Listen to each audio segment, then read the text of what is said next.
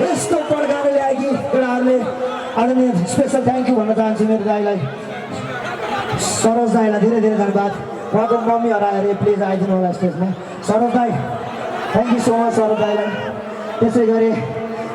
आदरणीय अमर दाईलाई पनि धेरै धेरै धन्यवाद दिन चाहन्छु सबैजनाले एकचोटि हल्ला चाहियो गाइस अमर दाई बक्सर दाई चुनी खेलमा त यस चुनी खेलमा आएर गर्ने होइन लखडा हुँदैन चुनी खेलमा आएर गर्ने होइन लखडा चुनी खेलकै अमर दाई सबैभन्दा तगडा